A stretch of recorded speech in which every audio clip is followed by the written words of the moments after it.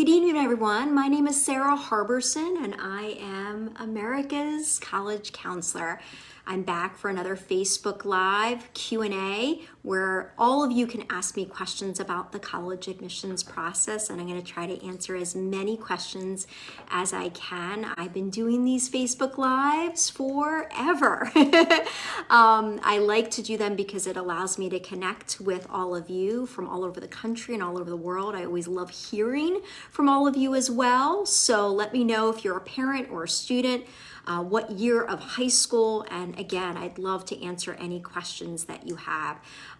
We are streaming live on both of my Facebook pages for Admissions Revolution and also Sara Harberson, so you could always go back and watch all the Facebook Lives that I've done for years, and you can get a really good sense of this admissions process by tuning in. I try to do a Facebook Live every single month. I also try to do an Instagram Live every single month, in addition to my weekly blog. But if you want your questions answered on a more regular basis, I would definitely encourage you to check out Application Nation. We have several groups.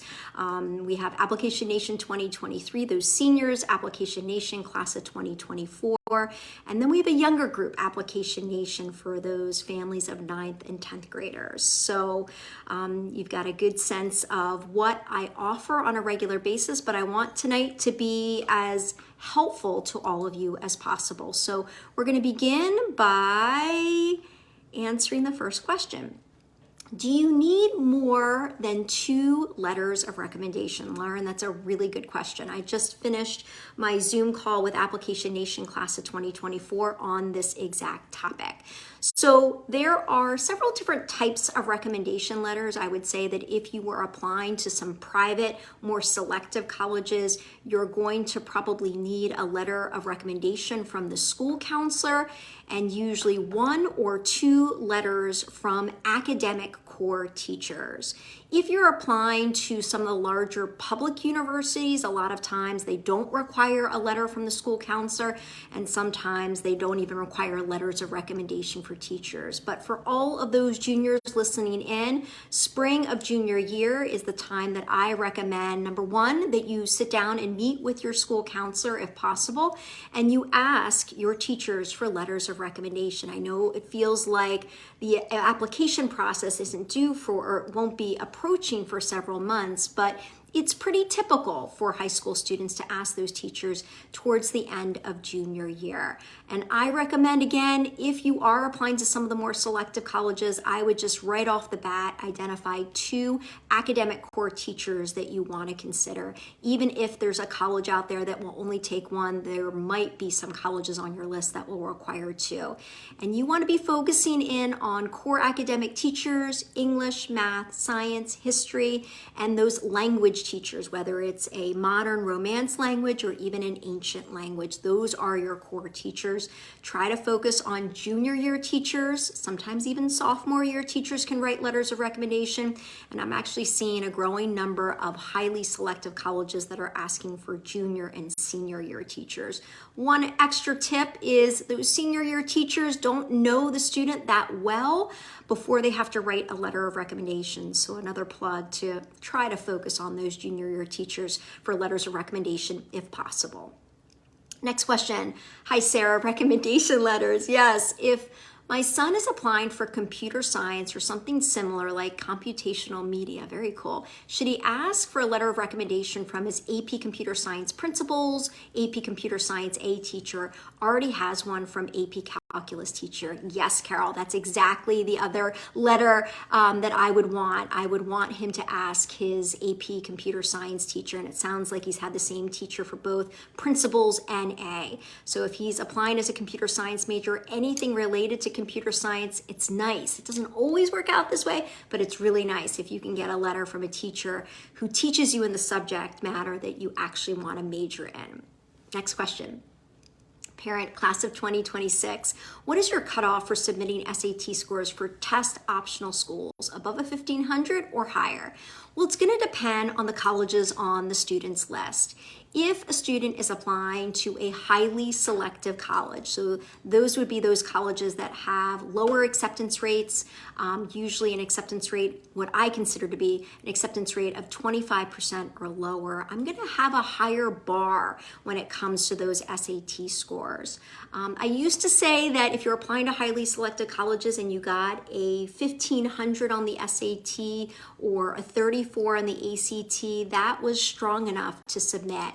But what we're seeing with test optional colleges and the test optional trend is it is artificially inflating those average SAT and average ACT scores that the colleges are seeing and those admitted students are getting. So my bar has gone a little bit higher, especially if you're applying to highly selected colleges. So if you have those schools on the list and they are test optional, I would recommend ideally a 1520 these days. I think a 1500 is still probably okay, but a 1520 is probably going to put you in a safer spot, at least in terms of testing.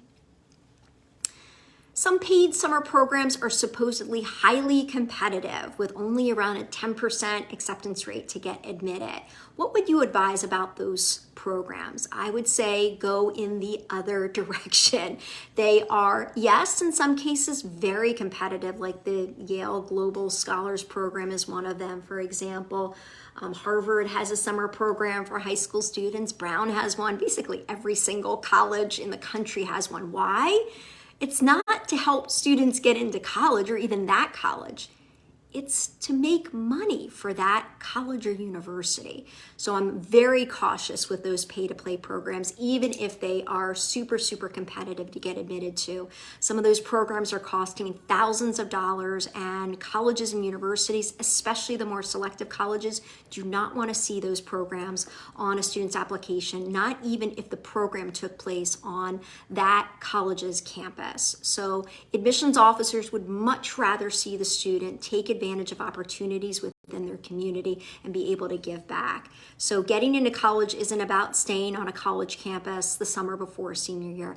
Getting into college is really about being a great academic student and being engaged in your community.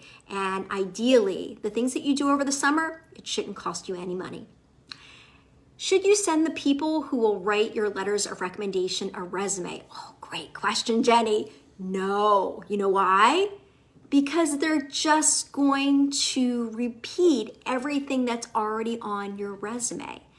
And everything on your resume is going to be already listed on your application. So I have this saying in Application Nation that you should be layering, not hammering in your application. What do I mean by that? It means that the best applications for admissions officers to read are the ones where every single section of the student's application presents something new about the student and shows all these different layers of the student instead of hammering the same things again and again. When you give your counselor or a teacher your resume, they tend to use it as a crutch instead of writing about the stories, anecdotes, and experiences that you are all about.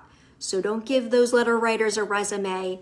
You want to have a conversation with them and talk to them about why you're asking them, talk about the highlights of the class that you've had, that teacher for, any special assignments or projects or papers that you've done that you did really, really well, any special discussions that the class had or that you've had with your teacher that have really been highly influential. Those are the stories and anecdotes and experiences to remind your teacher about when you ask them for a letter of recommendation. And then you don't just stop there, because that teacher could forget about everything that you mentioned in the meeting.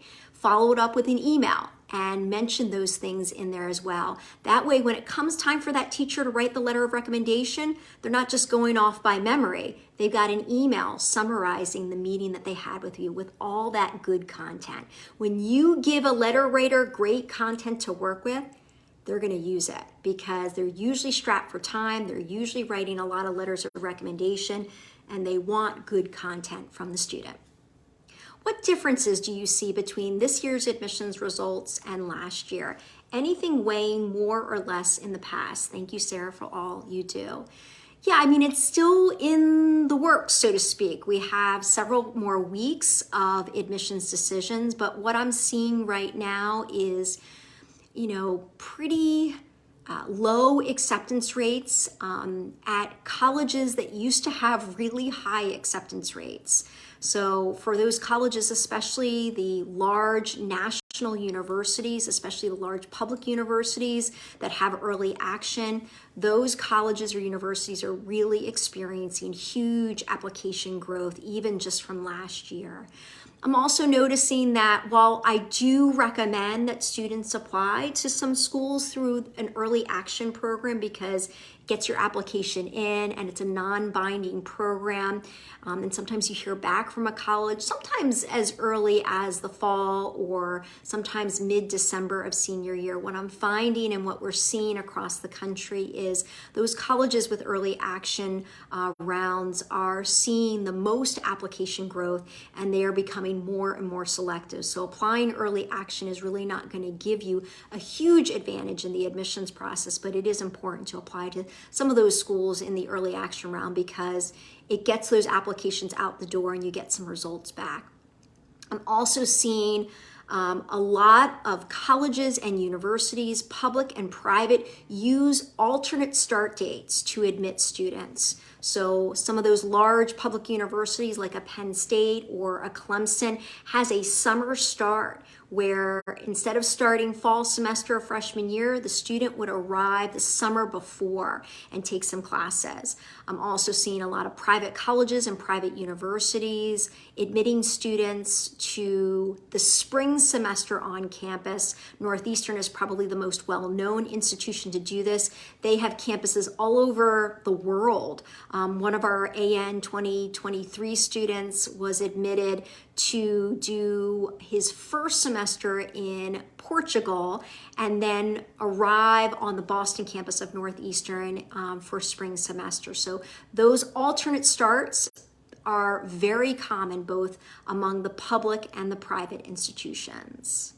But we'll have to wait and see a couple more weeks and even wait until after May 1st. I'm going to be very curious to see how much waitlists are used.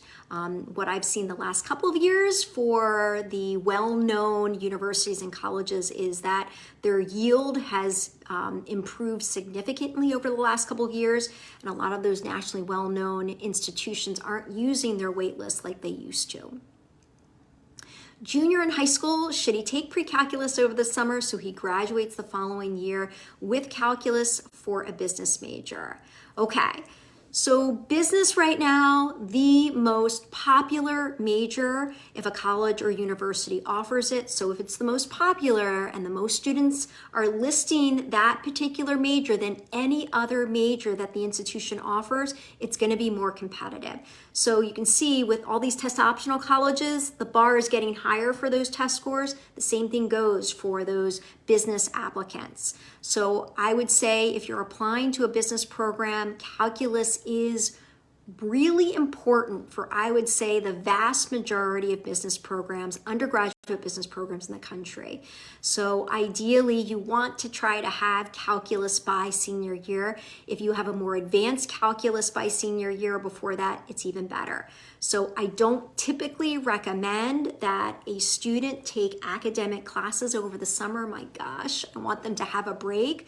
But if that student is absolutely set on applying as a business major and they're applying to some selective business programs, I almost feel like you have to take pre-calculus over the summer so that you can be able to take calculus by senior year.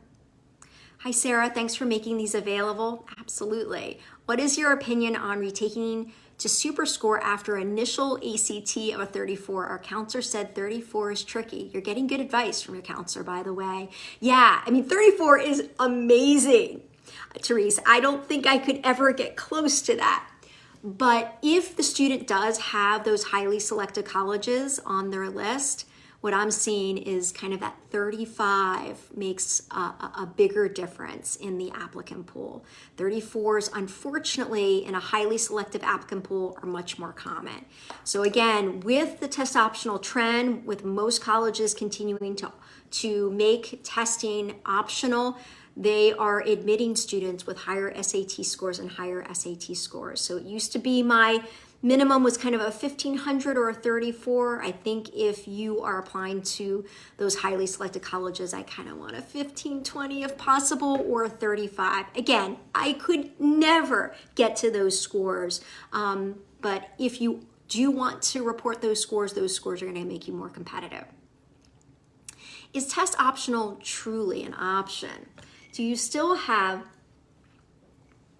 an equal opportunity to be accepted without sending scores to test optional schools? These questions are so amazing tonight. So you're asking a really thoughtful question.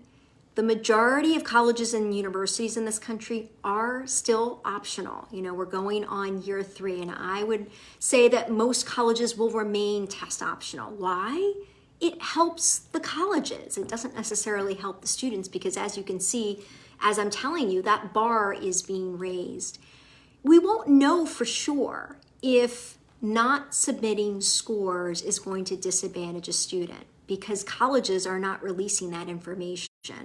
They're not telling us what the acceptance rate is for students who submit scores and the acceptance rate for the students who don't submit scores. But with Application Nation and the families in our group, for every acceptance, we ask the family to fill out a form so that we know when they got admitted, whether or not they submitted scores, and if they did, what their scores were. So we can see huge national trends going on, and especially among the highly selective colleges and universities. They can say that they're test optional, but it's pretty clear that the students who are reporting scores and reporting high scores clearly have a higher acceptance rate, at least among our Application Nation students. So I'm really cautious about test optional colleges these days. The original test optional colleges were truly test optional. They didn't advantage or disadvantage students depending on whether or not they submitted scores. They really did give students the option. But all these colleges that went test optional during the pandemic, they weren't trained. They didn't train their staff on how to read applications without scores. They just adopted these policies to help them out. And so I'm seeing that if you have high scores, you do have an advantage in the process, not only in terms of admission, but in terms of getting merit scholarships if the institutions offer it. Is entry to highly selective schools easier as a transfer student, as the schools will not need to squeeze up average GPA and SAT entry scores for reporting to US News? It's interesting because you would think that applying as a transfer student is easier to get into, especially when you're talking about a highly selective college. But I'm not seeing that happening. I'm seeing that the transfer admissions process in some cases is actually more competitive. I work with a handful of transfer students every single year. Students who are getting a 4.0 freshman year of college are doing incredible things, but aren't seeing acceptances the way that they expect. What I would do is look at colleges' common data sets. This is a public document that colleges are supposed to make available, but I would say most colleges do. There's probably about 5 to 10% of the colleges in this country that don't offer up a common data set, but most do. And I want you to go to the transfer admission section. And I don't just want you to look at the past cycle. It's usually 2 years removed. So the last transfer cycle is probably 2021 that's available to you. I don't want you to just look at 1 year. You usually have access to common data sets for the past 5 or 10 years. And I want you to do the math. Look at how many students applied as transfer students and how many students were admitted. You can't just look at 1 year by itself.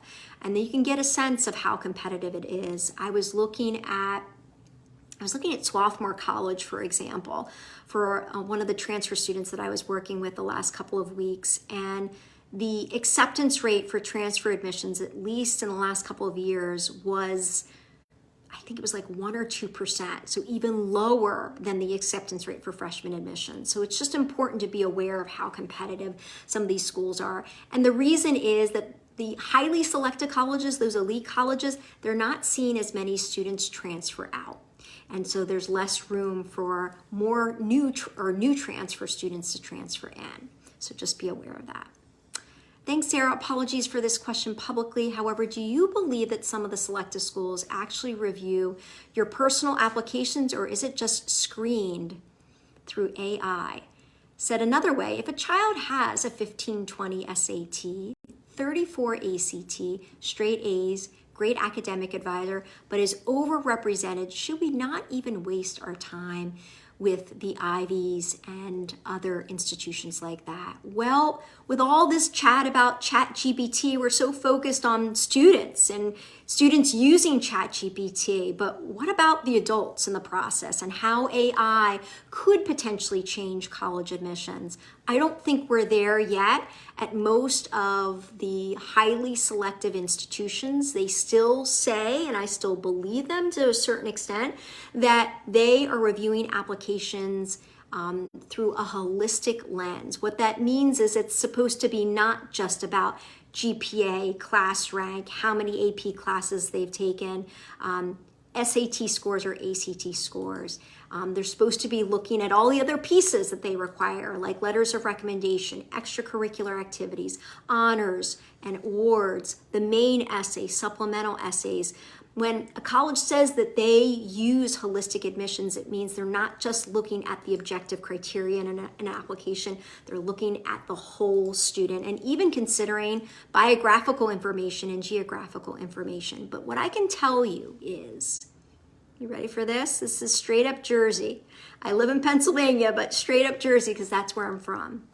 An admissions officer only has a few minutes to read applications. Some colleges are asking their admissions officers to read about 100 applications a day. That means that they're spending about, if you're lucky, 4 or 5 minutes.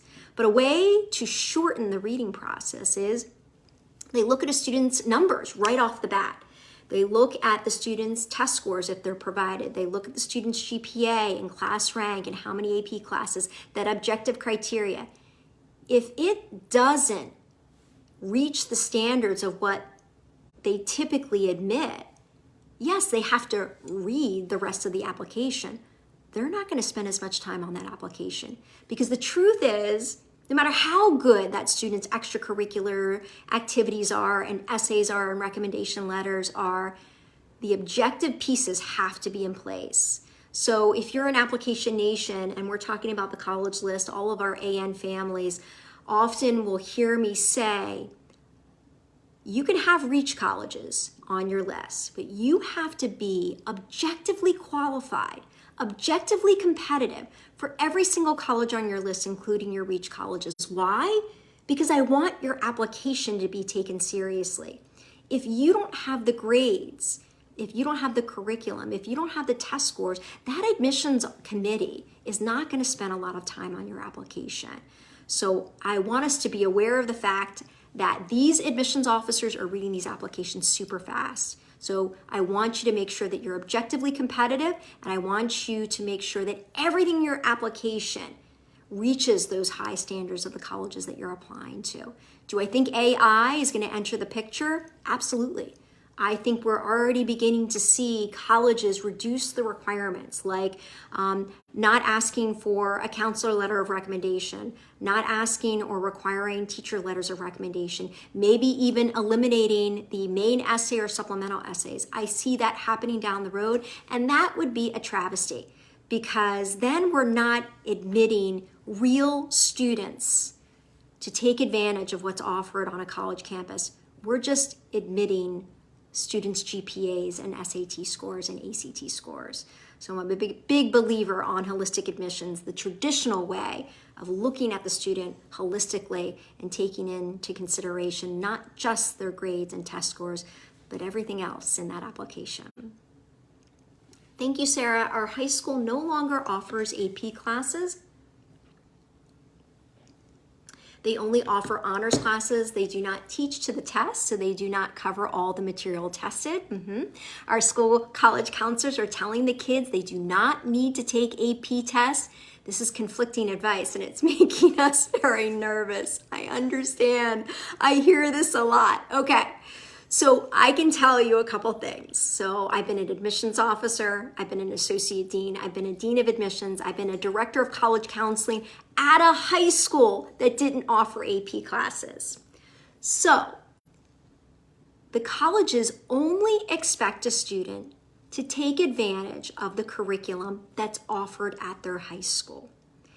And so if AP classes are not offered, they're not going to expect to see the student taking AP classes or taking AP exams. Why would you go through all that? These colleges, they want to see fives. How does a student who goes to a non-AP high school, doesn't take these AP classes, how do we expect a student to study on their own at the end of the school year when finals are coming up and expect to do well? So please be confident within your high school community. Take advantage of the most challenging classes that you can handle. And that's it. If your high school doesn't offer AP courses, do not take AP exams. It is a waste of your time, and admissions officers are not going to expect to see any AP scores because you go to a high school that doesn't offer the AP curriculum. There is a decent number of mostly private high schools, private day schools, boarding schools across the country that eliminated the AP program 5-10 years ago at this point. So this is not uncommon, and admissions officers are very well versed. And I would just say that it's just super important for every high school in the country to have an up-to-date and accessible school profile. What is the school profile? It's usually 1, 2, 3, 4, 5 pages at the most, a document that is put together by the college counseling office or the guidance department at the high school. And it's supposed to explain the community, the demographics of the student body, and the curriculum that's offered at the high school. So if an admissions officer ever has any questions about a student's classes or curriculum, they're going to rely on the school profile. And if it's not included with the school's materials, with the counselor materials, they're going to go on the high school website and look for that school profile. And if they can't find it, or if it's not up to date, or if it's inaccurate, that's not going to help the student. So all the parents listening right now, I want you tomorrow to ask your child's school counselor to get an updated profile, to have access to it. And if it's available on the website and you can find it on your own, check it out, because that's what admissions officers are going to rely on. So if your high school doesn't offer AP classes, just make sure the school profile makes it clear. Okay, 2 questions. All right. Should the parent or student be the one to appeal merit scholarship offer? And then there's another question.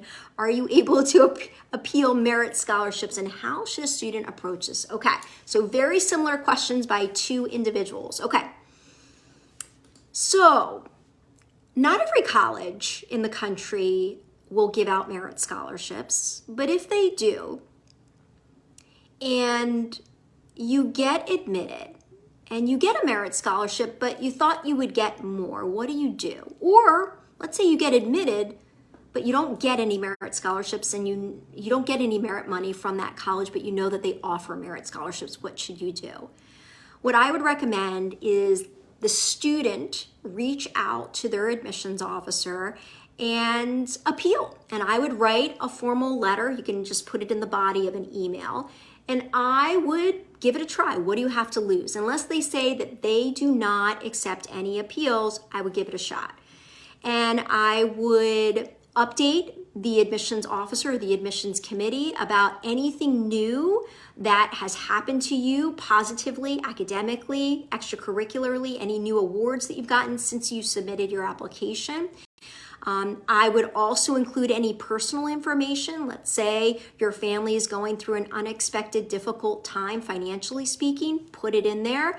If there were some things about your financial situation, your family situation, that didn't come up on any of the forms that you submitted, mention that in that appeal.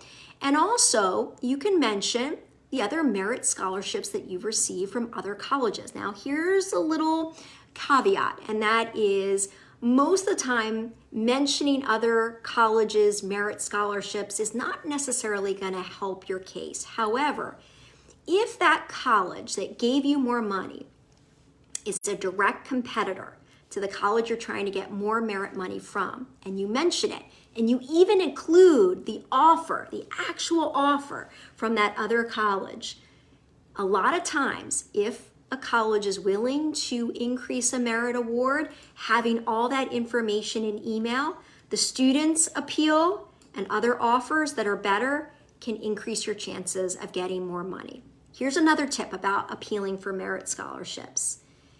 If you do it in January or February, you don't usually have all of your acceptances and offers. And also, there's no pressure on the colleges. So the closer that we get to May 1st, the more pressure is going to be on those colleges to fill their freshman class. So I find that students are much more successful in getting more merit scholarship money, usually in the month of April. Now, you don't want to wait too long because you need time to be able to submit your enrollment deposit and have time to get that new offer back if you get it. A better offer, but I would say the first couple of weeks of April is when you should be appealing. I think you're going to see the best results then. Keep in mind, not every college is going to be willing to accept a merit appeal, but a lot of colleges do, even though they don't tell you that. All right, as there seems to be more focus than ever on yield, are you seeing students being declined by what should be a safety? I call it a likely school because the schools recognize the student isn't likely to enroll. Absolutely. There are admissions offices that are hiring outside companies to help them not necessarily identify the strongest students and the best students in their applicant pool. They're looking to see which students are actually going to enroll because they're trying to increase their yield. So yeah, that happens. It happens much more with private colleges that struggle with yield. And if you're not sure what yield is the percentage of admitted students that enroll or say yes to the offer of admission. So for those colleges that are struggling with yield, yeah, sometimes they factor in whether or not they think the student is actually going to enroll. So I tell my students, for those colleges that are going to be tracking demonstrated interest, you want to visit them in person. You want to check in the admissions office. You want to attend virtual programs or presentations. If the admissions officer comes to your high school for a visit or a college fair, try to show up and fill out a form. Those colleges that are struggling with yield are going to look at how much interest you have shown to them in the process when they are evaluating your application. What advice do you give to juniors who don't know what they want to study? Oh, such a great question. All right. So it's interesting because I feel like the teenage whisperer, maybe not necessarily for my own kids, but for every other kid on this planet. I talk to a student and I literally can identify the major, but I know not everybody gets to talk to me one-on-one. So here are some tips. Look at your transcript, students and parents. Look at your child's transcript.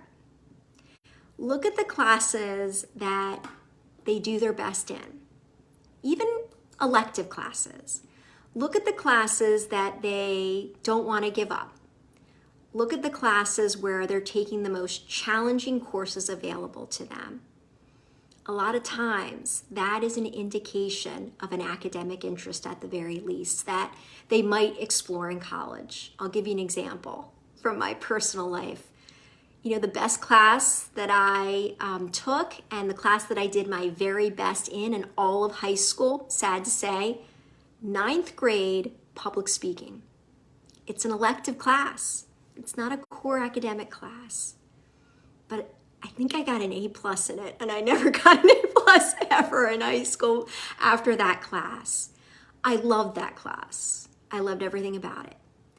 I wish I could go back to my 9th grade self and say, don't you see how happy that class makes you? Don't you see how hard you're willing to work?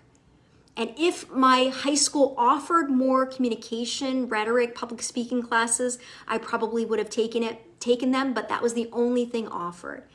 In the end, that was my major in college. That's what I do for a living. So the classes that students really enjoy, the classes that they do their best in, the classes that they're willing to take the most challenging class offered at their high school or even take it beyond their high school, that's often an indication about major choice. So that's the first place I look. I would also just be really careful that the student isn't just choosing a major to please parents or family members or other people in their lives. I did that for a really long time and it was miserable. When I finally started to do what I wanted to do, I was super happy. That's the thing, liberal arts grads get a bad rap in this country that you can't get a job, you can't make a living, you can't be successful. That is baloney. It's not about what major you do in college. It's about what you do in college and what you take advantage of. It doesn't even matter where you go.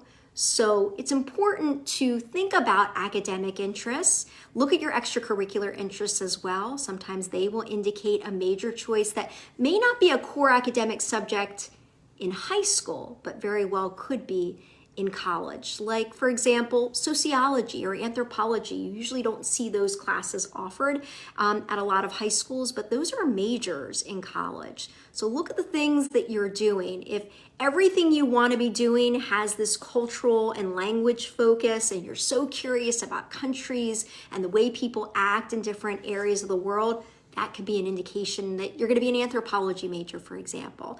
So look for those clues because they could be really, really helpful. All right, maybe one more question. All right, here we go. Hi, Sarah, how many times do you recommend to take the SAT?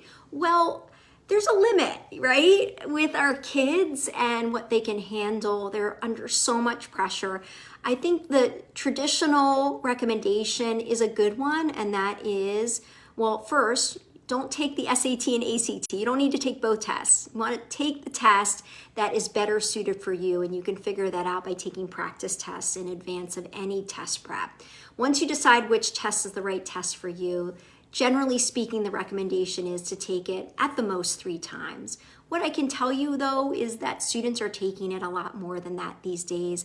Part of that is because most of the time you don't have to report all of your scores unless you're applying to a school like Georgetown University, which requires, I feel like a broken record, poor Georgetown University, but they have a lot of unusual policies that aren't exactly student friendly. But if you're applying to a school like Georgetown University, you've got to submit every single test and score that you have.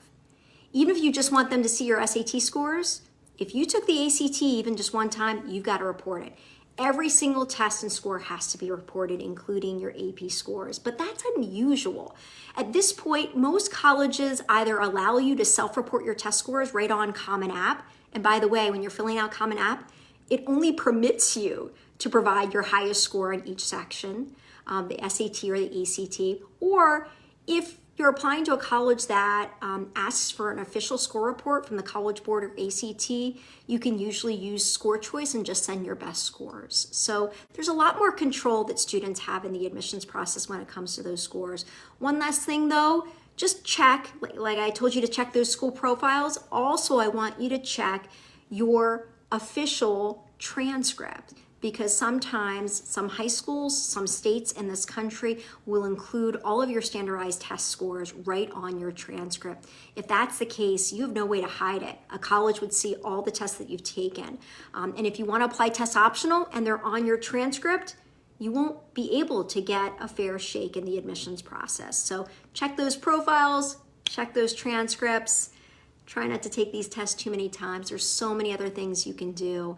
And I really do believe that, getting involved in your community, writing great essays, connecting with your teachers to write great recommendation letters, it's worth it. because we're human beings, and these human beings are going to do great things on those college campuses. So on that note, it was really good to see you all. Great turnout on this March evening. I look forward to seeing you back here again in April. Take care. Bye.